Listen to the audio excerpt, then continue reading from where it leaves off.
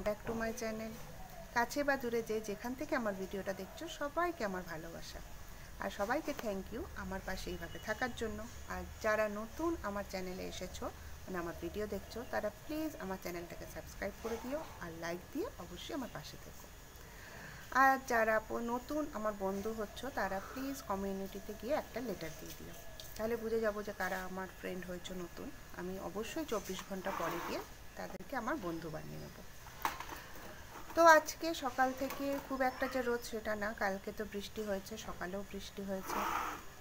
আর আজকে তো আয়ুষের এক্সাম স্টার্ট, সকালবেলা গিয়ে বাসে তুলে দিয়ে আসলাম। তো আমারই প্রথমে নিয়ে যাওয়ার কথা ছিল, কিন্তু কালকে মেসেজ আসলো স্কুল থেকে যে ওরা বাস দিচ্ছে, তো বাসে তুলে দিয়ে আসলাম 9টার সময়। আর এক্সাম শুরু 11টার থেকে, তো প্রচণ্ড টেনশানে আছি।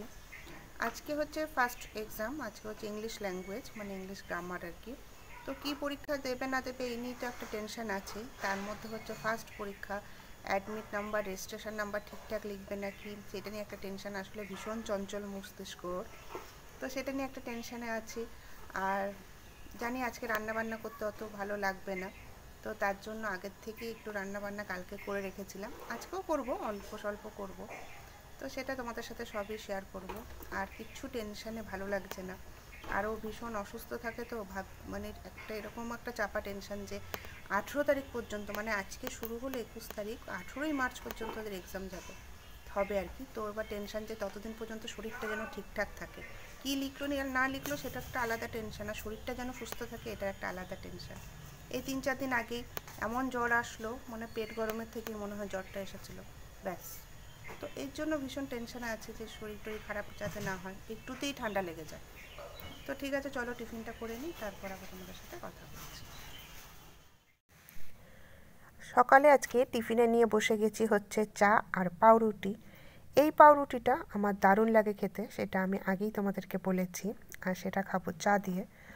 তো আয়ুষের পরীক্ষার জন্য পাউরুটি নেওয়া হয়, মানে পাউরুটি খেয়ে তারপরে এক্সাম দিতে যায়, আর আমার জন্য সাথে একটা নিয়ে নিয়েছি। এদিকে চলে আসলাম রান্নাঘরে, দেখো পাপা কত রকমের মাছ এনেছে। তো মাছগুলো ভালো করে ধুয়ে পরিষ্কার করে নিলাম। বাটা মাছ নিয়ে এসছে, পুঁটি মাছ নিয়ে এসছে, আর আমি বলেছিলাম আমার জন্য ট্যাংরা মাছ নিয়ে আসতে। তো সেগুলো ভালো করে ধুয়ে টুয়ে পরিষ্কার করে নিলাম। আর কাটতে এত টাইম লেগে গেছে, আর মানে ট্যাংরা মাছ কাটতে তো অনেকটাই টাইম লেগে যায় তোমরা জানোই। আর এখানে দেখো বাটা মাছ আর ট্যাংরা মাছ আলাদা করে রেখেছি, এইটা আমি রান্না করব এই থালারটা। তো রান্না করে নিচ্ছি। এই যে ফুলকপি আর আলু দিয়ে বাটা মাছের ঝোল বানিয়েছি, ঠান্ডার দিনে এটা বেশ ভালো লাগে না, উপর ধনেপাতা দিয়ে। তো সেটাই রান্না করে নিলাম। আর নিরামিষটা মামুনি রান্না করবে, ওই পোস্ত বানাবে, ডাল বানাবে, তো আমার কিছু ভালো লাগছে না টেনশানে। তো আমি কী করলাম, তার জন্য আগের থেকে মাছটা বানিয়ে রেডি করে রাখলাম, এরপর মামুনি যা বানানোর বানাবে পাপার জন্য। আর এই যে এখানে বানিয়েছি ট্যাংরা মাছের ঝাল, ছড়িয়ে দিলাম ওপর দিয়ে ধনেপাতা। তো এখন যে কি এক্সাম দিচ্ছে না দিচ্ছে, আসলে সবার ছেলে মেয়েই মাধ্যমিক উচ্চ মাধ্যমিক দেয়, আসলে সবার টেনশানটা আলাদা আলাদা রকমের। আমার আসলে খালি চিন্তা হচ্ছে প্রথমবার পরীক্ষা দিচ্ছে তো সব ঠিকঠাক করে লিখবে তো। তো তোমাদেরকে দেখো নিয়ে আসলাম একটু ছাদে, না ঠিক এটা ব্যালকনিতে। আর এই গাছগুলো দেখো ছিল হচ্ছে সিঁড়িতে, বাট একটু রোদ দেখানোর জন্য বাইরে রেখেছি। দেখো কি সুন্দর ফুল ফুটেছে, এইটা তো তোমাদের আগেই দেখিয়েছিলাম। এটা হচ্ছে 2 in 1, মানে ফুলও ফোটে আবার পাতাবাহারও। কিন্তু আমি সব গাছের নামই না ভুলে যাই, একদম মনে থাকে না কোনো গাছের নাম। এই গাছটারই লাল ফুলালা গাছ আর কি পিসিকে আমি গিফট করেছি, এটা যেমন পিঙ্ক ফুল ওটা লাল ফুল হবে। আর এই দেখো এই গাছটা হলুদ হলুদ পাতা, আর এই একটা পাতাবাহার গাছ। আর তোমাদের মানে এটা ঠাকুরঘরের যে ব্যালকনি সেখান দিয়ে তোমাদেরকে দেখাচ্ছি। তো চারপাশটা একটু দেখিয়ে নিচ্ছি, আমাদের বাড়ির চারপাশটা কেমন, মানে এটা হচ্ছে পেছন দিকটা আর কি। তো সামনের দিকটা তো তোমাদেরকে অনেকবারই দেখিয়েছি, এই পেছন দিকটা অতটা দেখানো হয়নি। তো চলো তোমাদের সাথে আরেকটু শেয়ার করে নিই।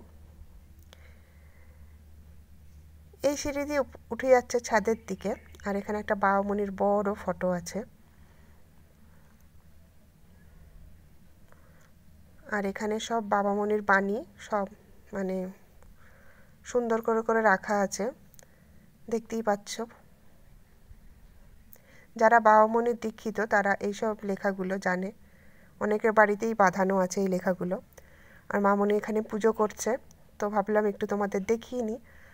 আসনটা ফাঁকা ফাঁকাই আছে, তার কারণ হচ্ছে এখন তো ফুল কমই ফোটে, তাই না?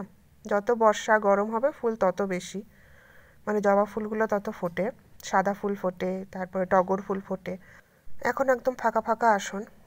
আর এই দেখো, এইটা আমাদের ছোট ঠাকুর ঘর। তো আমাদের তো একটা বড় উপাসনা ঘরও আছে, সেটা তো আমাদের সাথে আমি আগেও শেয়ার করেছি, অনেকবারই শেয়ার করেছি। তো এই দেখো বাবামণি, মামনি সবার ফটো এখানে রাখা আছে, সাধনা দেবী সবার ফটোই আছে। আর এই দেখো, এটা হচ্ছে পাপার লাইব্রেরি। এখানে প্রচুর রকম বই আছে, মানে যেগুলো যেগুলো ভীষণ নামকরা। আর পাপা হচ্ছে প্রচুর আগে তো মানে বই কিনতো, আগে তো বইমেলা মানেই কলকাতায় চলে যেত বই কিনতে, কিংবা এখানেও বর্ধমানেও যে বইমেলা হয় সেখান থেকেও বই নিত, মানে প্রচুর প্রচুর। আর প্রত্যেকটা বই সারাদিন ধরে বসে বসে পড়তো। আর এখানে প্রচুর রকমের বই আছে, তারপরে ধর্মগ্রন্থ আছে, মানে ওই রামায়ণ মহাভারত, মানে যেগুলো হয় আর কি, বিভিন্ন রকমের আছে, হনুমান চালিসা থেকে সবই আছে। তো সবই পাপা পড়ে। আর মানে বিবেকানন্দর বই, তারপর শ্রী শ্রী অরবিন্দের বই, রামকৃষ্ণ কথামৃত তোমরা দেখতেই পাচ্ছ, মানে সব রকম বই পাপা পড়তে ভালোবাসে। আর এই যে দেখো বেদ, সব মুনি ঋষিদের বই পাপা ভীষণ পড়তে ভালোবাসে, মানে পাপার এটা নেশা আর কি, সব মুনি ঋষিদের বই পড়া। আর এখানে যেগুলো দেখতে পাচ্ছ এগুলো হচ্ছে সব গানের। তো ভিডিওটা এইটুকুই, লাইক করে আমার পাশে থেকো। পরের দিন আসছি আরেকটা নতুন ভিডিও নিয়ে। বাই।